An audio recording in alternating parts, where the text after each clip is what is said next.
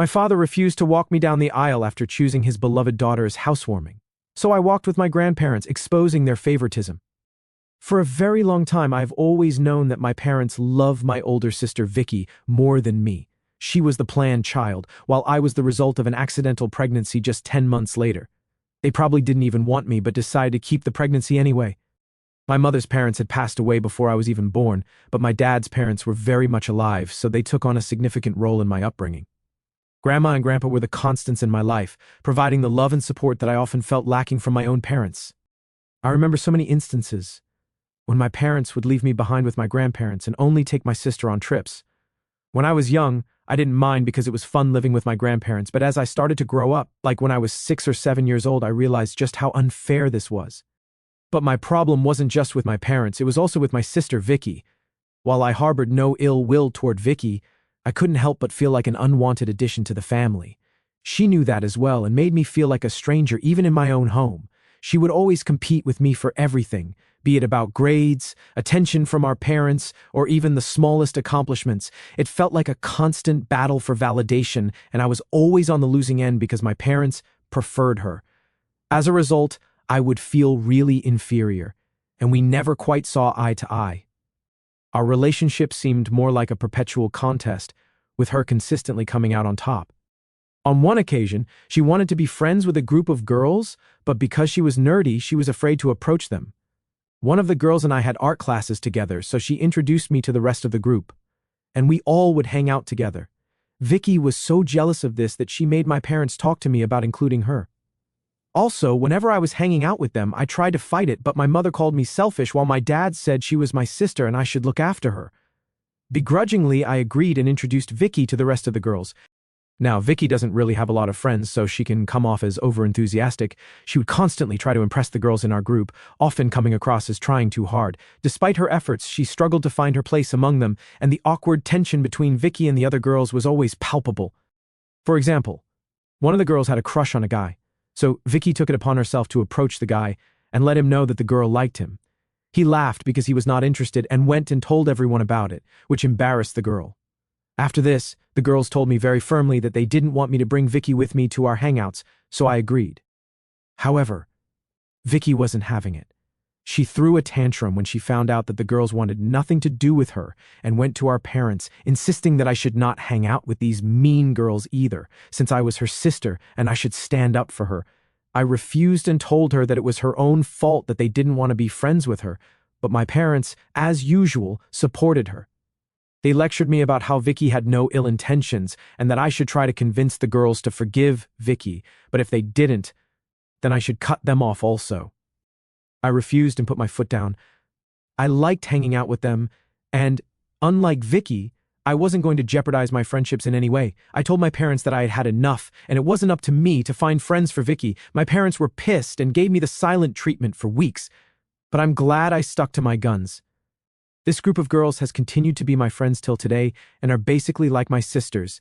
I have cried with them, laughed with them, shared some of the most meaningful moments of my life.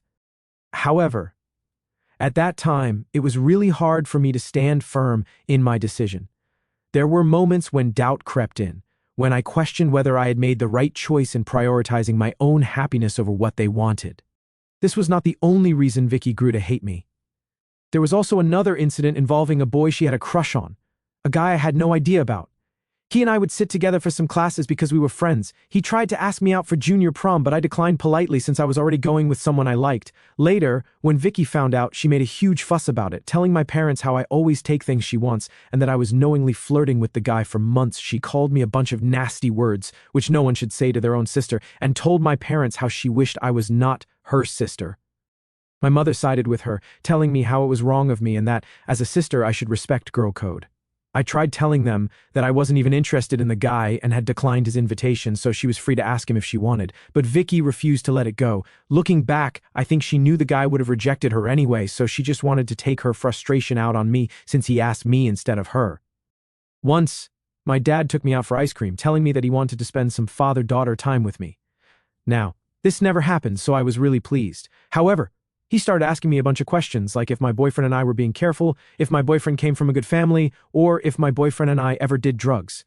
I was taken aback by his line of questioning and asked him what he meant by all this.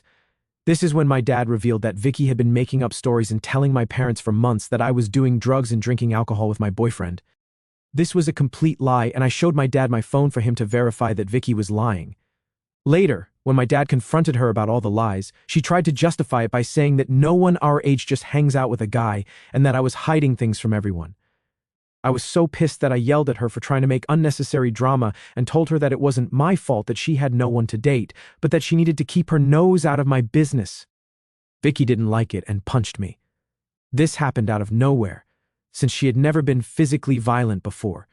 My nose started bleeding as I fell down on the ground, clutching my face in pain. My parents rushed me to the emergency room, and all the while they were pleading with me not to file a police complaint against Vicky. They kept saying how it would ruin her life, while I was sitting in the back seat clutching my face. Vicky didn't even care, nor did she apologize. Later, when the nurse asked me about the incident, I told her the truth, and she called CPS.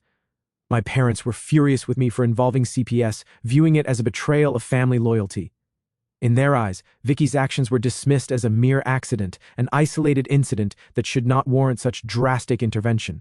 They pleaded with the authorities, insisting that Vicky was not a danger to me and that her actions were out of character. In the end, Vicky was let go, but they warned my parents that they would keep a close eye on our situation in case any other accident happened with me. As you can imagine, Vicky was really shaken up, and so were my parents. Later on, my parents told me that they were disappointed in me for trying to ruin my sister's life. My mother started to cry and told me how I was tearing the family apart by involving outsiders. My father's disappointment was palpable, his words heavy with reproach as he questioned my decision to escalate the situation. I told him firmly that I wanted Vicky out of my life, and they agreed. I did feel guilty involving the authorities, but for the first time I felt safe in my own house once Vicky had been formally warned.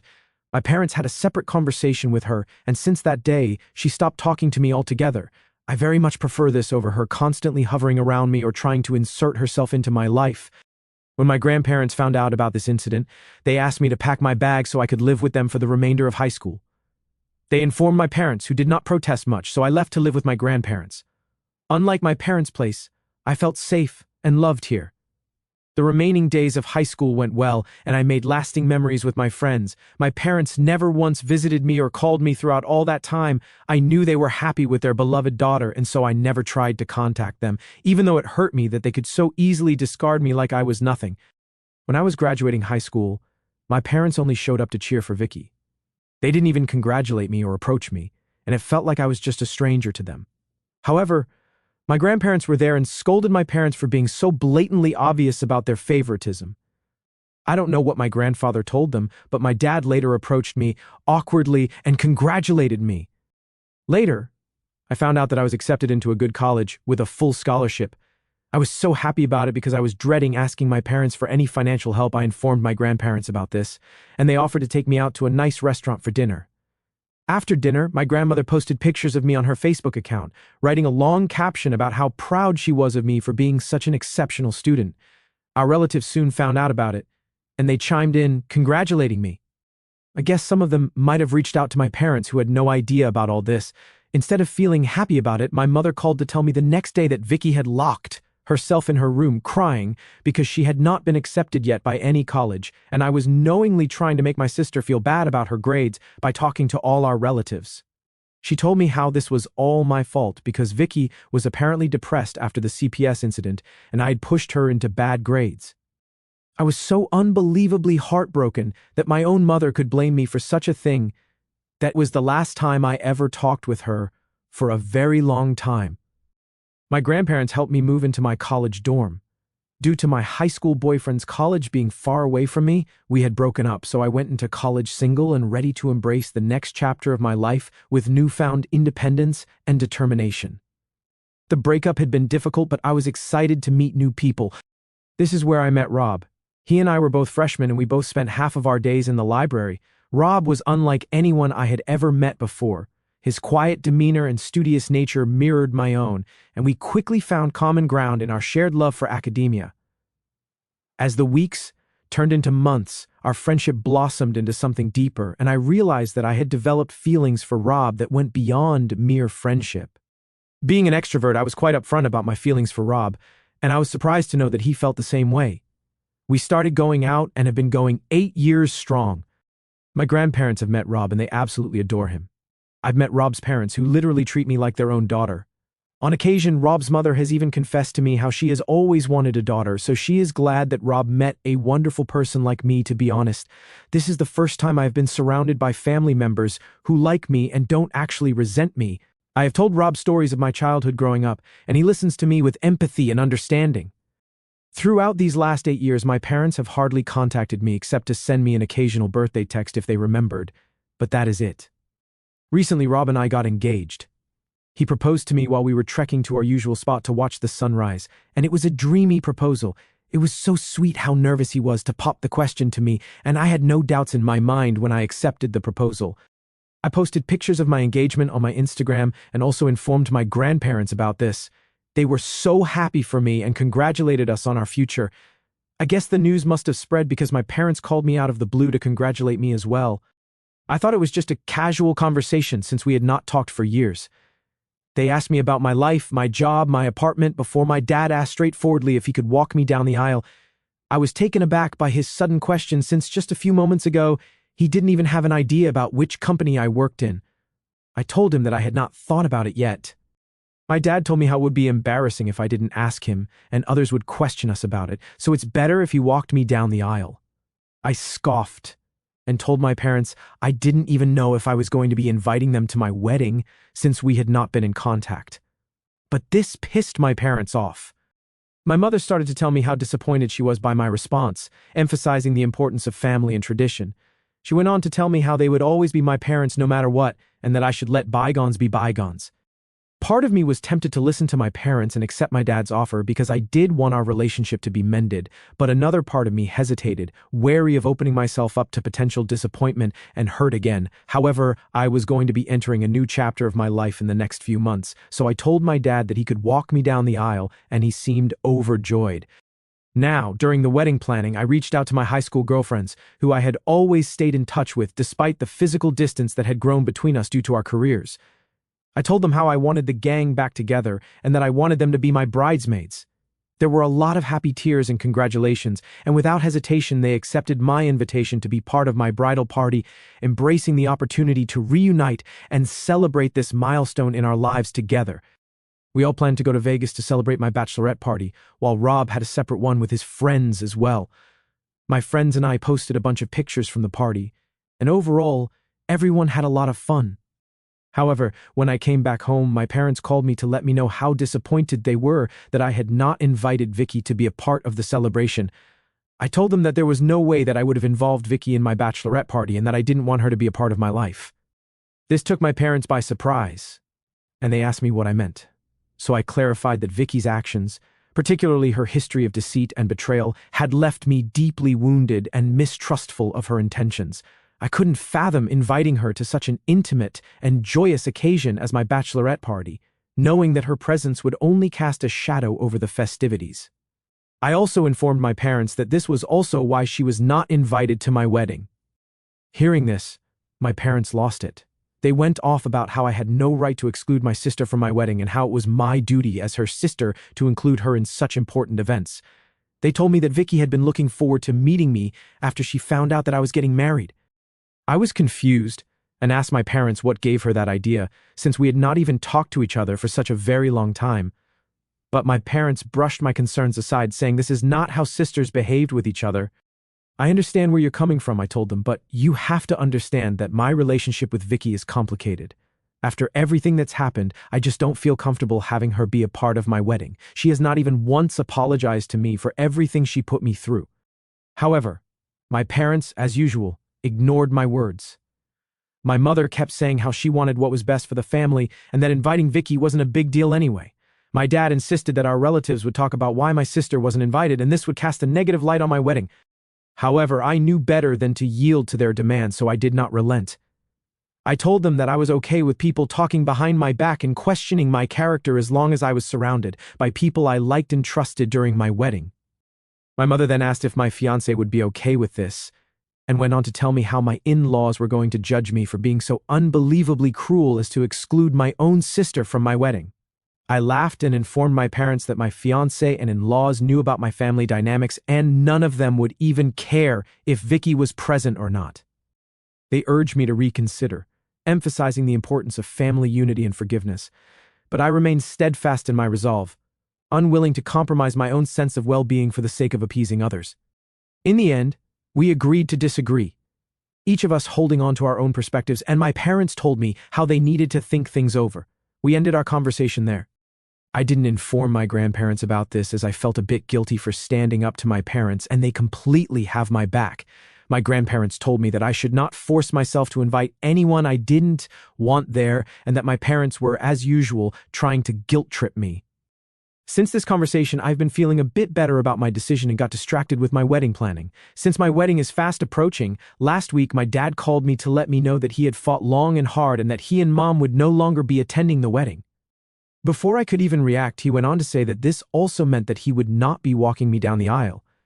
I asked him if there was a specific reason why, and he informed me that Vicky was going to be moving to a new place soon, which my parents had helped her find, and since I was going to be excluding her from the wedding, she had decided to host a housewarming party that same day, so they would be attending that instead of my wedding. I felt a mix of shock and disbelief wash over me as I processed my father's words. The realization that my own sister's housewarming party took precedence over my wedding was a bitter pill to swallow, exacerbating the sense of hurt and betrayal that I had always felt for years. I simply told him that I understood and I hung up the call.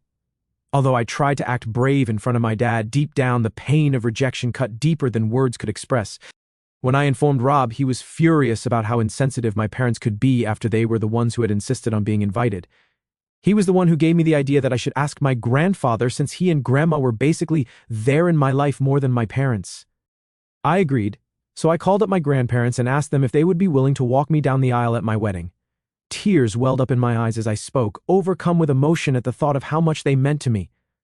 "Grandma and Grandpa have always been there for me," I said, my voice choked with emotion. "You've been more than just grandparents to me. You've been like parents, and I can't imagine anyone else I'd rather have by my side on my wedding day." My grandparents didn't even hesitate before saying yes. They told me how honored they would be to walk me down the aisle and, unlike my parents, they would not disappoint me. Their words reassured me, and in that moment, I felt a profound sense of peace and contentment wash over me. With my grandparents by my side, I knew that I had a family who loved me unconditionally and accepted me for who I was, flaws and all. I also talked to my in-laws about this, and Rob's parents assured me that they did not care if my parents didn't attend and that, regardless of their attendance, they were delighted to witness and support our union. My wedding is in 2 days, and today I woke up to several missed calls from my dad. I called him back, thinking it was an emergency, and when he picked up, he asked me if it was true that my grandparents were walking me down the aisle. I told him yes, that was true, and then my dad went off about how disrespectful this was to have asked my grandparents. I reminded him how he was the one who had declined to come to my wedding, so I didn't see why he was so upset. My dad went on to yell at me about how he and mom were just trying to make me see the wrong of my ways and that they thought that by declining the invitation, it would teach me a lesson. He went on to say how it was he and mom who had raised me and paid for my food and education, so my grandparents had no right to replace him. I tried to reason with him, explaining that my grandparents had been there for me in ways he and mom never were, but he wouldn't listen. He also told me how I had done nothing but alienate everyone from me and this was all my fault. Since this conversation, I have been wondering if I really did something wrong here. ITA for asking my grandparents to walk me down the aisle? Update 1. Wow. I did not expect so many people would comment on my post. I have seen a lot of advice and suggestions on how I should approach the situation. I do agree that I need to cut off my parents permanently because the constant back and forth is exhausting and is starting to affect my mental health. I don't want them in my life when they have consistently shown me that Vicky is always their first priority. My parents are indeed selfish, and I have known that for a long time. However, how can a child just stop loving his or her parents? It's a much easier thing to say, but it's very difficult to actually do it. However, for my mental peace, I have no choice but to do this so I can enjoy my wedding tomorrow. Update 2. Sorry for the lack of update this past month, but I have been quite busy since my wedding. First of all, yes, my wedding went quite well. With my grandparents by my side as I walked down the aisle, despite the absence of my parents, I felt a deep sense of joy as I exchanged vows with Rob, committing to spend the rest of our lives together. My girlfriends and I danced the night away, and I can't begin to describe how important it is to stay in touch with your childhood friends no matter what, because sometimes they are your chosen family. During the reception, I did feel a twinge of sadness at the realization that my parents were not there to share in this special moment, especially as I watched Rob's parents and cousins giving speeches to him. However, I took solace in the knowledge that I had made the right decision for myself, prioritizing my own well-being and happiness. Some of my girlfriends did give speeches, sharing memories of our experiences and the bond that had carried us through both good times and bad. In the days following the wedding, Rob and I went on our honeymoon, which his parents had paid for as a wedding gift. I spent all my days just lazing around, enjoying myself with my husband. I feel so giddy every time I look at Rob and realize that he is married to me now. As I had mentioned earlier, I did cut off my parents by blocking them from everywhere. I didn't bother sending them an explanation because, very frankly, they don't even deserve one. I have no idea whether Vicky actually had a housewarming that day or it was just an excuse for my parents to not attend my wedding, but at this point, I don't care. I wish nothing but the best to them and their beloved daughter. Update 3. So I was not going to update anything further since my last update, but something just unexpected happened and I thought you all deserved to know. I haven't checked my email in the past month because I was busy with my wedding and honeymoon, but today, as I was sorting through the emails, I found an email from Vicky. I don't even know how she found out my email address, and I was completely taken aback. I hesitated over whether to open her mail or simply delete it unread, but curiosity got the better of me, so I clicked on the email. Inside was a lengthy message from Vicky expressing her regret over our strained relationship and her desire to reconcile. She acknowledged the mistakes she had made in the past, admitting that she had been selfish and immature. Vicky apologized for the pain she had caused me over the years and expressed a genuine desire to make amends. She went on to write how she feels happy for me now that I'm married and that she wishes me nothing but the best. She ended the email pleading that I should not punish my parents by cutting them off and that they missed me. Reading her words, I felt a mix of emotions, surprise, skepticism. Part of me wants to believe that Vicky has truly changed, that she is sincere in her apology and willing to work toward repairing our relationship, but another part of me remains guarded because this seems too good to be true. However, regardless of what she has written, I know for sure my parents don't miss me, because if they had, they would not have treated me this way all these years. I thought about sending a reply back to her, but then I decided against it. After all, forgiveness isn't something to be rushed. It is a process that requires time and reflection. And while I am not sure if I'm ready to forgive Vicky, I don't want to completely burn the bridge either, since she is the one who has apologized to me for her actions. To be honest, after my marriage, I no longer feel alone. I've learned to recognize that I have my loving husband by my side, supportive friends, and the unwavering love of my grandparents. And with their support, I know that I can navigate whatever challenges lie ahead without ever needing Vicky or my parents in my life.